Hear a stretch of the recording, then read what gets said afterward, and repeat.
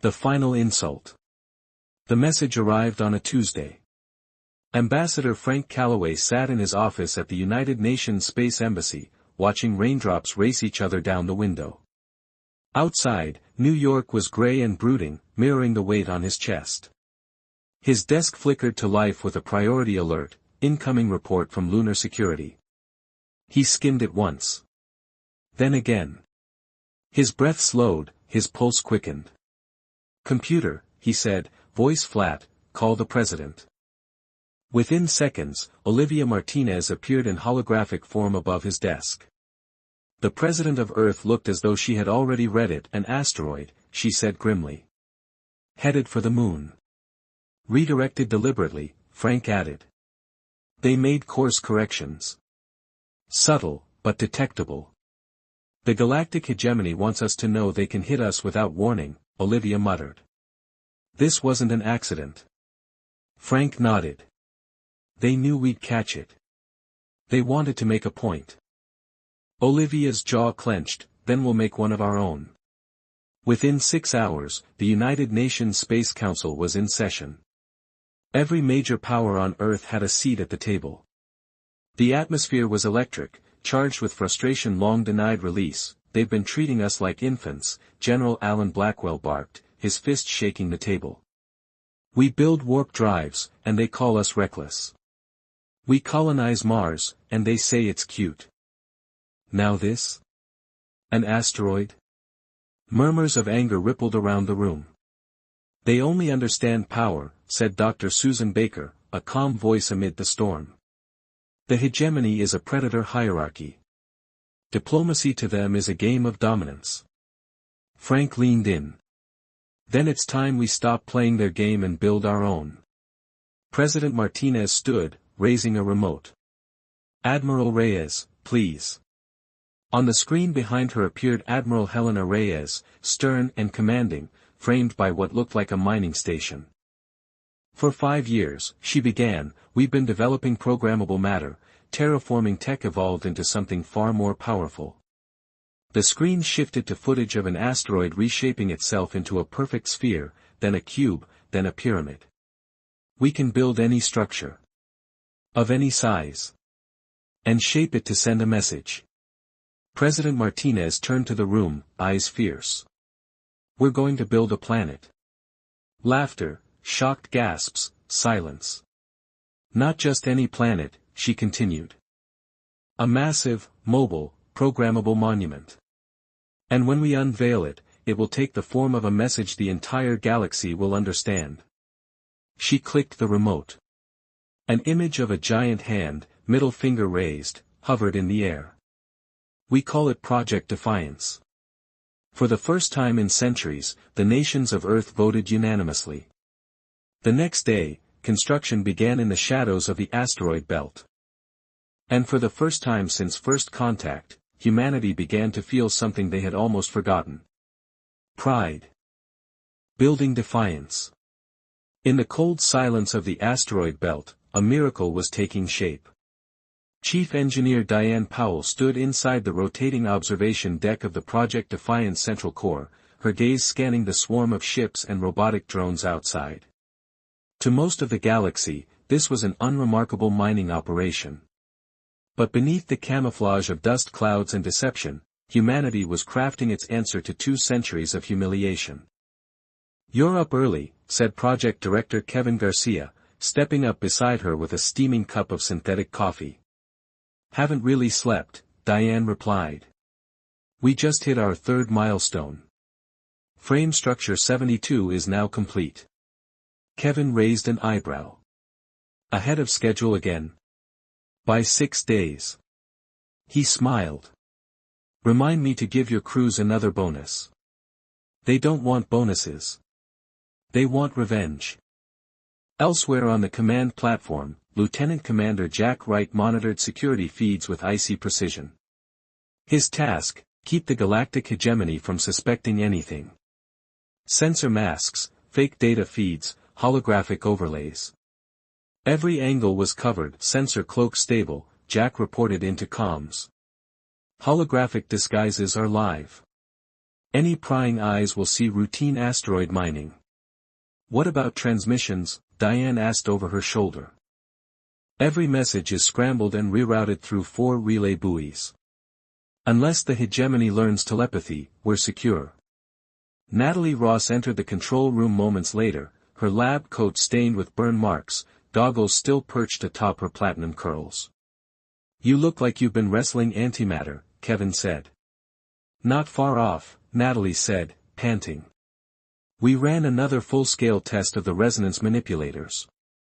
They reshaped a 10-kilometer asteroid into a perfect replica of the Sphinx. In 36 seconds. The room went quiet. Even Jack paused. We can scale it, Diane asked. We can scale it, Natalie confirmed. All we need now is placement. Thousands of units. Equidistant lattice spread across the planetoid. Kevin walked to the center console, activating a massive hologram of the construction zone. The planet-sized structure was halfway complete. Modules joined seamlessly, each reinforced with programmable alloys harvested from the asteroid belt.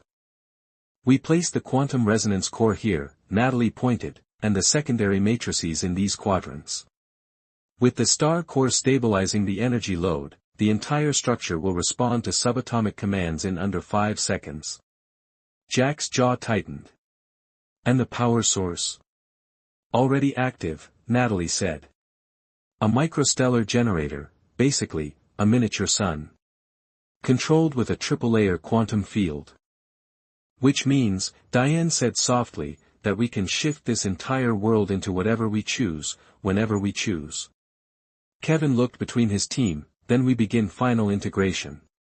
As weeks passed, progress accelerated. Reinforcements from Mars and Europa arrived daily. Engineers toiled in shifts around the clock. Drones stitched together sections of armor with near-perfect precision. Quantum scientists fine-tuned algorithms that allowed the planetary mass to respond to the will of its human controllers. Inside the core chamber, the microstar burned steadily, encased in containment fields strong enough to survive a supernova. And still, the hegemony watched nothing. On Earth, President Martinez received nightly updates. When Diane's team reached 70% planetary mass completion, Martinez made a quiet visit to the Lunar Command Station. She watched construction through a classified orbital telescope. This will be the greatest machine ever built, she said, half to herself. No, replied General Blackwell, who stood behind her, arms folded. This will be humanity's roar. And far beyond them, where the stars were cold and judgmental, the shape of defiance grew larger by the hour. It would not be long now. Denied again.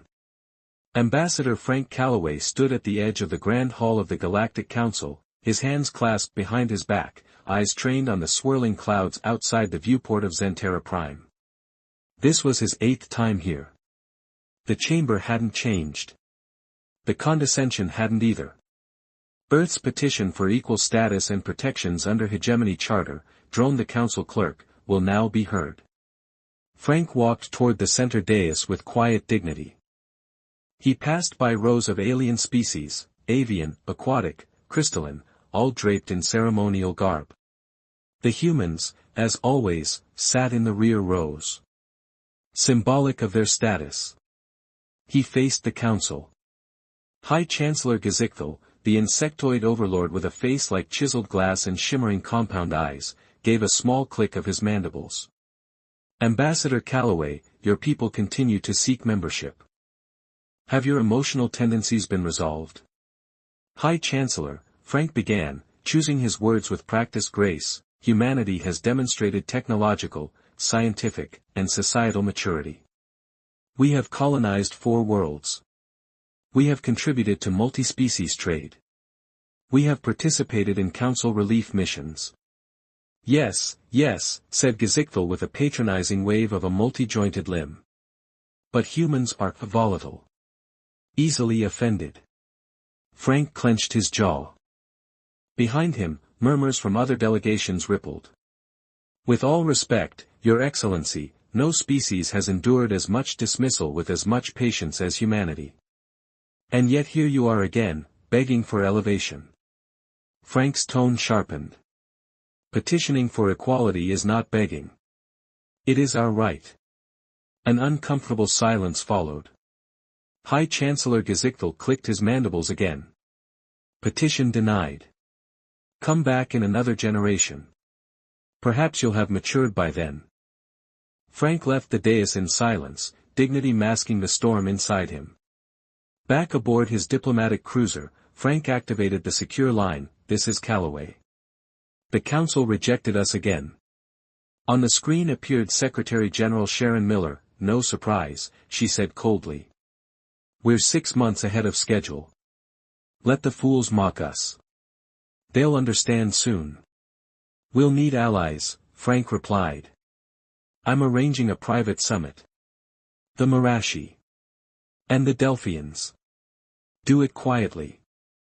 3 days later, in a neutral system, Frank met with Cartel of the Marashi, a tall, golden-furred feline diplomat, and Ondine of the Delphians, an aquatic species whose body floated in a fluid tank. We know why you've called us, Cartel said with a flick of his ear. Your message is received. You felt it too, Frank replied. Their arrogance. Their restrictions. They treat us as lesser beings. Ondine's body shifted in her tank. 3 centuries we've endured their edicts. The Delphians are tired. Then stand with us, Frank said, not in war. In solidarity. When we make our move, speak. Support. Let them see this is not just human defiance. It's galactic. You will not tell us the details, Cartel asked. Not yet, Frank said. But when the time comes, you will understand. And you will smile. Cartel bared his fangs in a grin. We already are. Meanwhile, deep in the asteroid belt, Project Defiance neared completion. Engineers worked triple shifts. The planetoid now spanned hundreds of kilometers. The programmable surface responded to voice commands. Every manipulator embedded across its shell was functional. In the command center, Diane Powell received the latest status updates. Energy grid stable, reported Natalie. Camouflage systems green, Jack confirmed. The hegemony still sees mining operations. Then let's test the core, Kevin said. A ripple passed across the planetoid's surface. Within seconds, it morphed. First a blank sphere. Then an enormous, rotating cube. Then a hand, palm open. We're ready, Diane whispered. On Earth, President Martinez watched the transformation through a secure satellite feed. The Council denied us again, Frank's voice echoed in the room. She stood. Then the countdown begins. Project Defiance was nearly complete. And soon, the galaxy would see it for what it was. Not a threat. Not a weapon. But the purest expression of human fury. Unmistakable, undeniable, unforgettable. The final push. Jack Wright paced the command platform of Project Defiance, a silent tension threading through the air around him. The surface of the artificial planet shimmered beneath the internal star's golden glow, each segment alive with humming energy. They were ready. Almost. Chief Engineer Diane Powell stood before a display showing thousands of glowing nodes, each one a quantum manipulator tied into the planetoid's nervous system. Her voice was calm, clipped, but electric with purpose. Systems integrity at 99.7%. Secondary arrays are being optimized. Natalie Ross adjusted her holopad, running simulations at blistering speed. Power synchronization is within operational variance. The core is stable. We're ready for full activation trials. Security feeds, Diane asked. Jack nodded. No anomalies. All false signatures remain intact. The hegemony still thinks this is a mining site. Kevin Garcia entered the room, coat draped over one arm, eyes shadowed by sleeplessness. President Martinez just sent new orders. All eyes turned. What is it? Diane asked. Intel confirms, Kevin said slowly, the hegemony intends to issue an evacuation order for Titan. They want the moon. They're giving us 7 days to pack up and get out. Jack's jaw flexed. They'll leave nothing behind. We've got a century's worth of research there. And it's the last straw, Kevin said. The president wants a readiness report by midnight. Diane took a deep breath. We'll be ready. Hours later, deep beneath the armored plating of the Defiance core, final calibrations began. Thousands of workers from across human space had come here, and not one backed down. Not one leaked word. Humanity, for once, was united, not in peace, not in war, but in silent, collective rage. On Earth, President Martinez stood in the Oval Office with her top advisors, hollow screens around her casting flickers of red and gold across the polished floor. She stared at the hegemony notice one more time. Evacuation. No explanation. No room for debate. We built this world to speak for us, she said.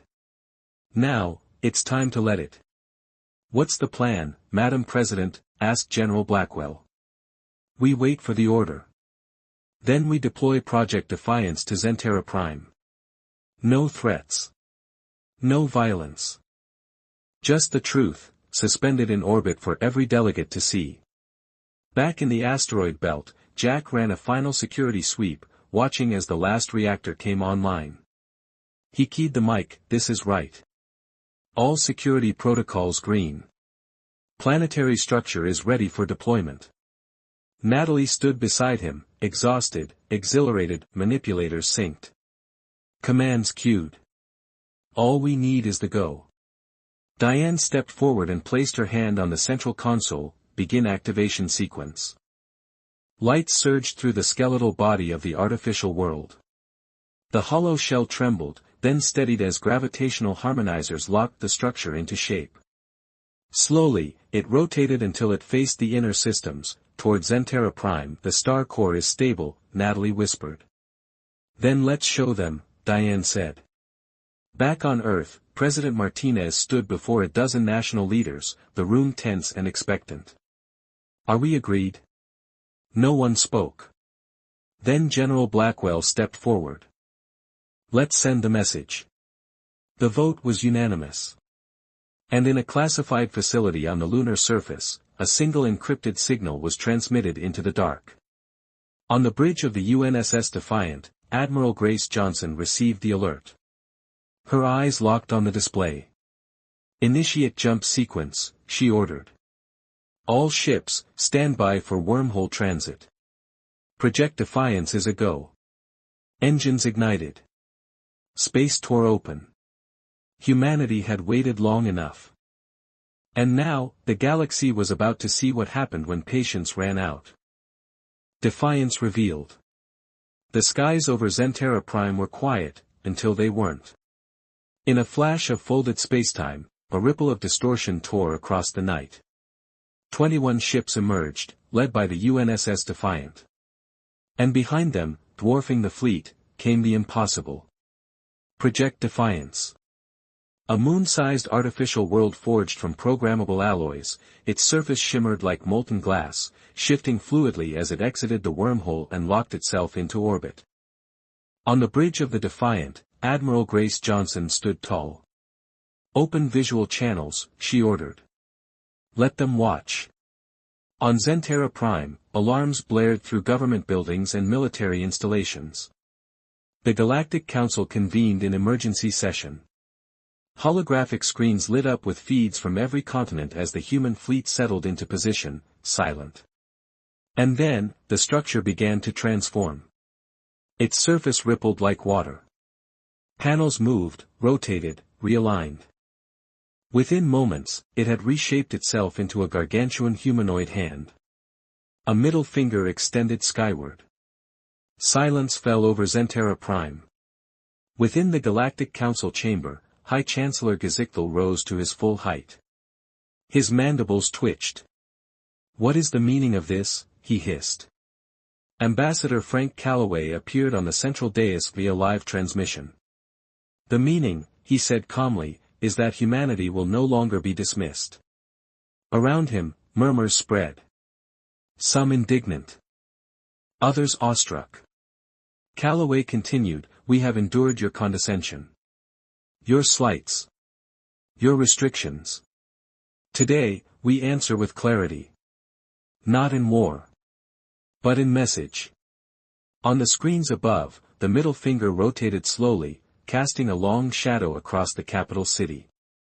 "This is our statement," Frank said. "A universal gesture. Unambiguous. From this moment forward, humanity will determine its place among the stars. With or without your approval." Chancellor Gezichthel sputtered. "This is an outrage." But then, Cartel of the Marashi stood. Outrage? Perhaps. But also long overdue. Ondine of the Delphians followed. "We support the Human Declaration. They speak for many of us who have endured in silence." Others murmured agreement. A reptilian delegate from the Thrallus clicked in approval. An insectoid from the Soldari nodded slowly. The hegemony's facade cracked. On Earth, in the war room beneath the UN headquarters, President Martinez watched it unfold. "What now?" asked General Blackwell. "We wait," Martinez said, a slow smile forming. "We've made our move. The galaxy will adjust." Aboard Project Defiance, Diane Powell and Natalie Ross monitored the structure's systems. Energy levels stable. No response from their fleets. "They're too stunned to act," Jack Wright added. "They never expected this." And indeed, they hadn't. For 2 centuries, humanity had tried to play by the galaxy's rules. But today, they'd written their own. Not with weapons. Not with invasions. But with a monument, a cosmic symbol of resistance, shining bright in orbit. And the stars would never forget the day humanity lost patience. And answered with defiance. The aftermath. 3 days after Project Defiance revealed itself in orbit above Zentera Prime, the galaxy was still reeling. No war had started. No shots had been fired. But something fundamental had shifted. In the Grand Hall of the Galactic Council, an emergency session remained in gridlock. The usually unshakable hegemony elite were divided. Some called for punitive sanctions. Others demanded a public apology, from themselves. This gesture, High Chancellor Gezichthel rasped, was an offense to dignity and order. "No," said Cartel of the Marashi, his golden fur bristling. "It was a response to 2 centuries of being ignored." Ondine's voice rippled through her water tank. "We stood by while the hegemony silenced voices like theirs. No more." Meanwhile, humanity remained silent. Aboard the UNSS Defiant, Admiral Grace Johnson kept the fleet in defensive posture. Not retreating. Not advancing. Just there. A presence. Undeniable. On the artificial planetoid, Chief Engineer Diane Powell conducted stability checks. "Core output stable," she reported. "Surface integrity optimal. No signs of stress." "Then we hold," said Kevin Garcia. Back on Earth, President Olivia Martinez addressed a global assembly, her voice broadcast live to every human colony. "We built Project Defiance not to destroy, but to declare. We have tried peace. Diplomacy. Patience. Now we have spoken in the only language the galaxy cannot ignore." Cheers erupted around the globe. For once, Earth and its colonies felt united, not as victims or stragglers, but as architects of their fate. In the following weeks, other species began to speak up. Petitions from minor races flooded the Galactic Council. Calls for fairness. For restructuring. For an end to the hegemony's domination. Ambassador Frank Calloway was summoned back to Zentera Prime. He stood taller this time as he entered the council chamber, not at the back, but at the central podium. "We are ready to negotiate," he said simply. But not from a position of submission. And the chamber was silent. Until Cartel stood. And Ondine. And the Thrallis. And the Soldari. One by one, they rose. And High Chancellor Gazikthal did not. For the first time in living memory, humanity was not asking for a seat at the table. They had built one. And placed it in orbit for all to see. Project Defiance was not dismantled. It was kept in silent orbit, its systems humming, a sentinel, a reminder. A monument to the day humanity stopped waiting. And started shaping the stars.